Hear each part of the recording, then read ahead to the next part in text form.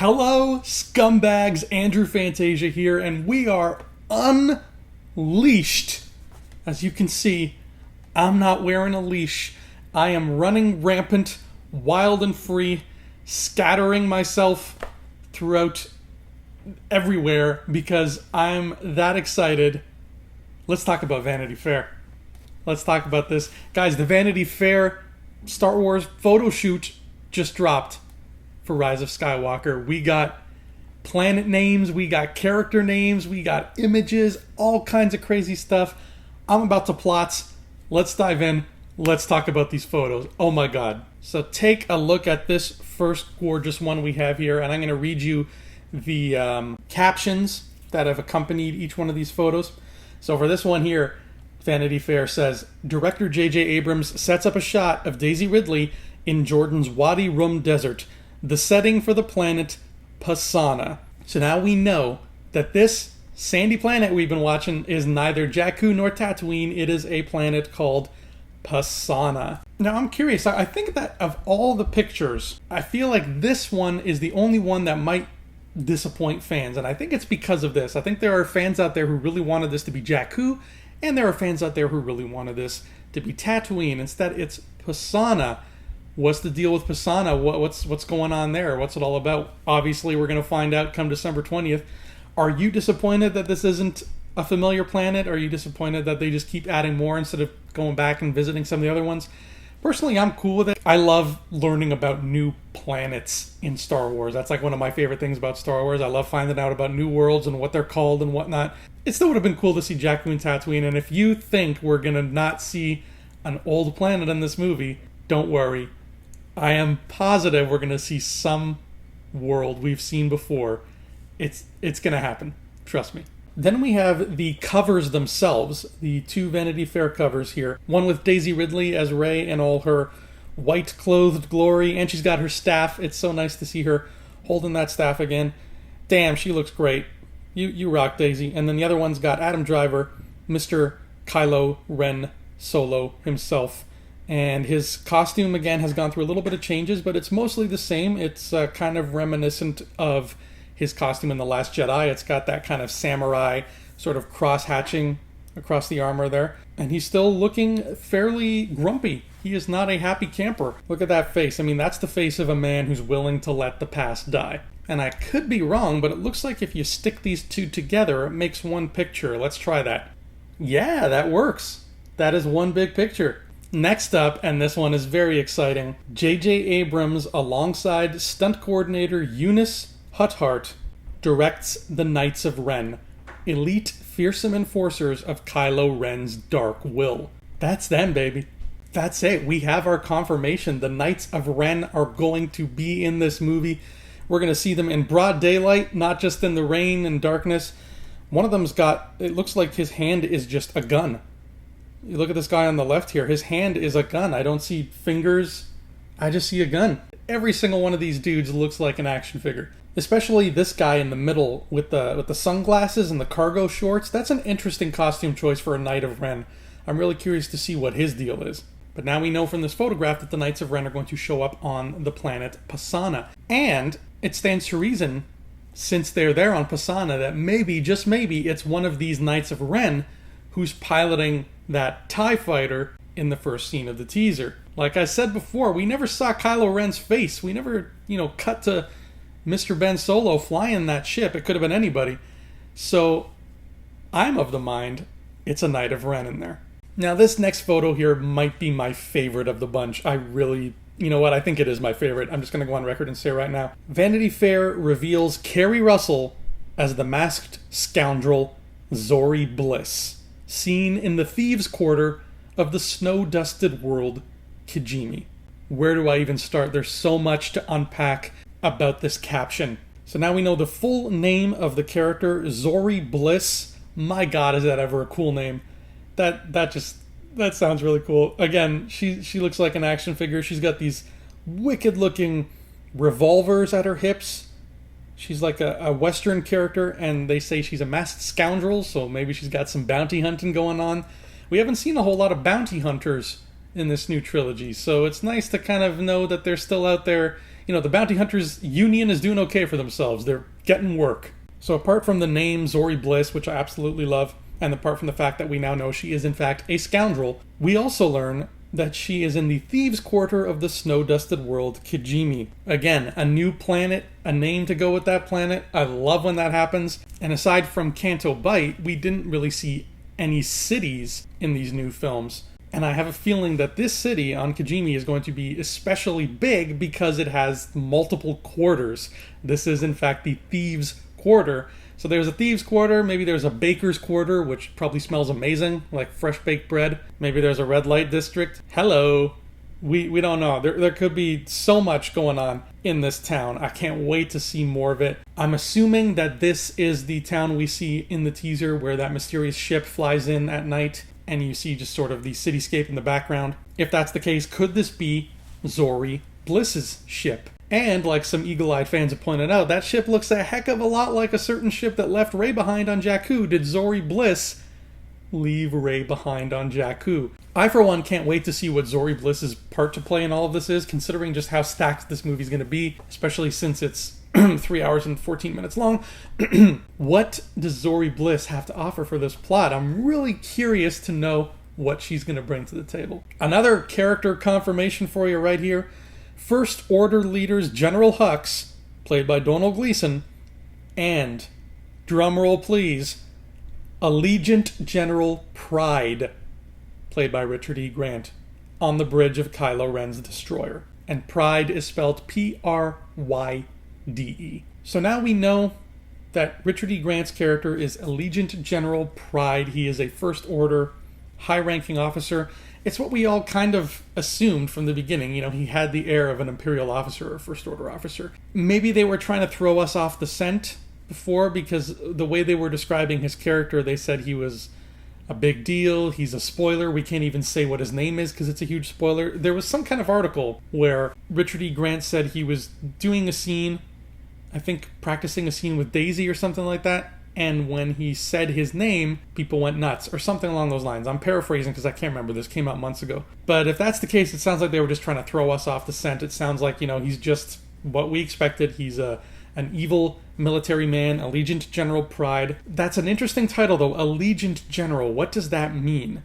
Does that mean he's, First Order, but he's a different faction of the First Order? Is he rolling in with the Knights of Ren? Is that sort of his pocket of things? Again, more questions come with all of these answers. And this next photo here, Jonas Swotomo, Daisy Ridley, Anthony Daniels, and John Boyega await the call to action for a chase scene. So again, just more little snippets of info. We see that Rey, Finn, Chewbacca, and C-3PO are involved in a chase. It's really nice to finally see C-3PO involved in the action.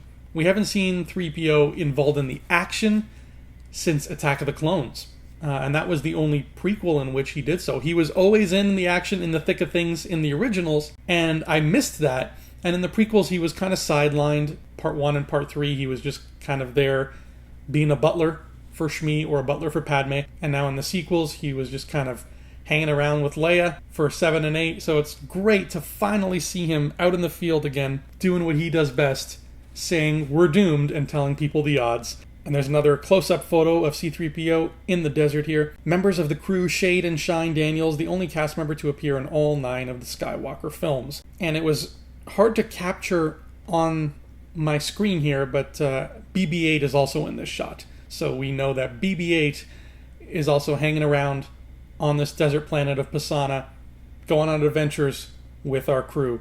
I remember when James and Brock interviewed me at Toronto Comic-Con, I made a comment about how I thought this was going to be C-3PO's movie. He was going to do something that really was like a fist-pumping C-3PO moment, and we were going to applaud him, and it was going to be great.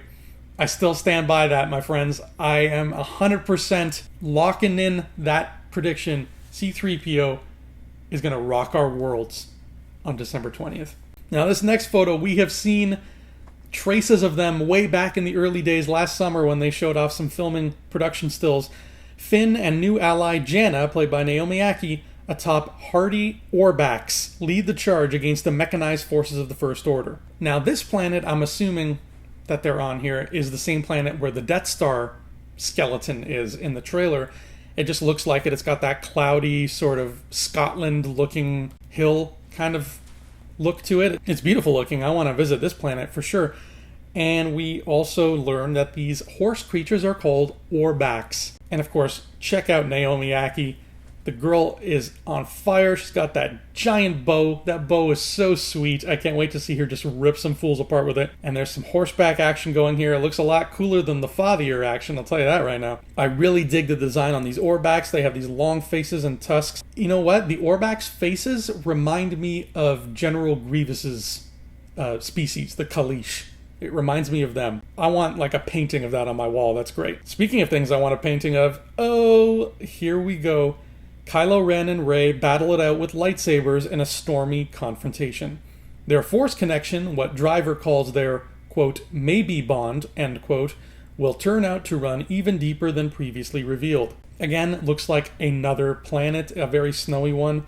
This could be Kijimi or whatever that thief city planet is, because there was snow there, but I think this is something different. I think this is a totally new place. This battle looks wicked. It looks like the cover of the art book that we saw, which is like the coolest cover I've seen in many a year. And this duel is promising to be pretty epic. I mean, what can I say? It's a beautiful lightsaber duel in the snowy area. If you look in the bottom right corner of the photo, you can see something man-made there, some kind of structure. And who knows if this is the only time the two of them clash swords in the film. For all we know, they clash swords maybe 2 times, maybe more. Here's another cool little behind-the-scenes shot. Camera operator Colin Anderson readies a take for a chase sequence spotlighting the heroics of Chewbacca, BB-8, and Rey. So Chewie, Rey, and BB-8 are on this speeder, racing through the desert. In the trailer, we got that chase scene, and we saw that Finn, Poe, and C-3PO are on another skiff-looking thing. So what this tells me is that during that chase, Rey, Chewbacca, and BB-8 are on a separate vehicle dealing with their own stuff. I like that. I like when an action scene kind of splits up into different layers. Star Wars is great at doing that. Indiana Jones did it really well.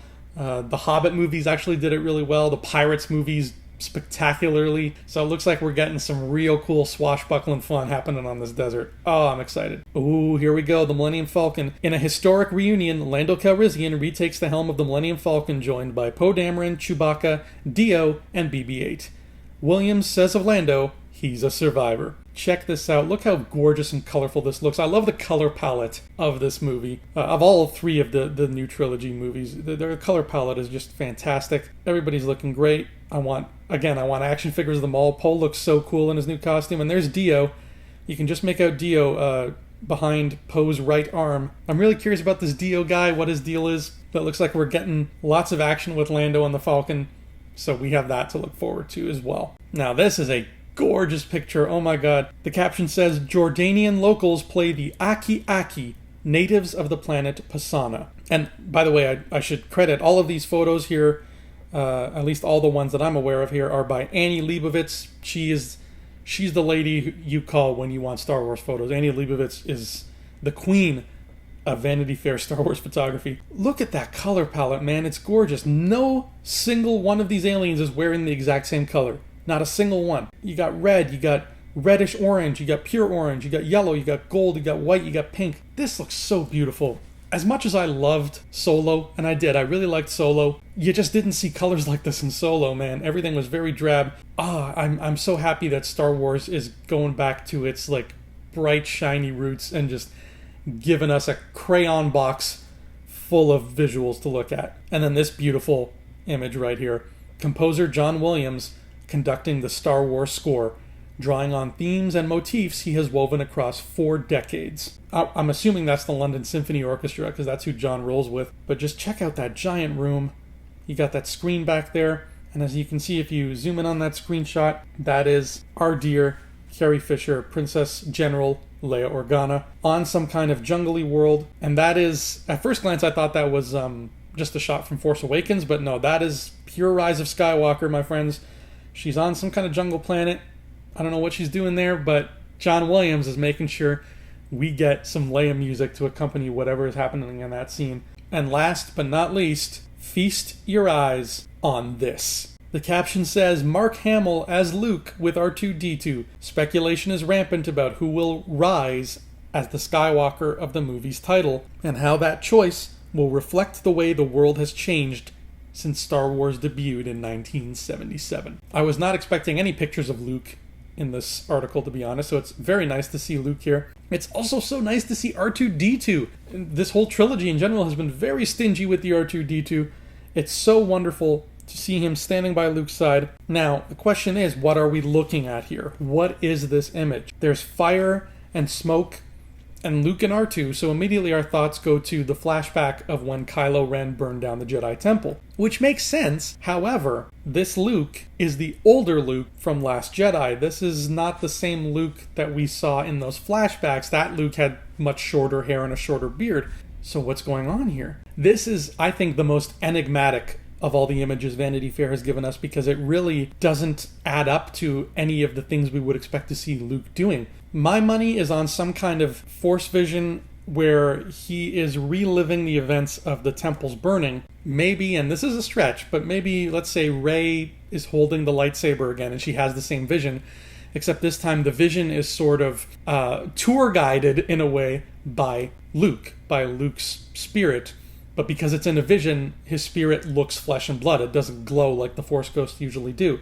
He's kind of like the ghost of Christmas past. He's taking Rey and showing her this thing that happened once, and they're watching it, unable to interact with it, obviously, but he's just like, look, there's Kylo, he's burning my temple.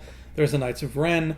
There's me pulling myself out of the wreckage. And for some reason, R2's with them, because why not have R2-D2 there? But I don't know. That's just what I'm thinking about this image. What do you guys think? What do you guys think of any of these images? How cool is this Vanity Fair photo shoot? There's so much juicy goodness to dig into with these pictures. These are going to keep us occupied for months. We will be busy for the next few months just digging through the minutia of these pictures until the Journey to the Rise of Skywalker publishing program hits sometime in September or October. We're going to be good till then. We are. What do you guys think, though? Chime in the comments. Talk to us. Let us know, fellow scumbags. How do you feel about these photographs? What do you think of the new planet names? What do you think of the reveal of Richard E. Grant's character of Zori Bliss? I love that name so much.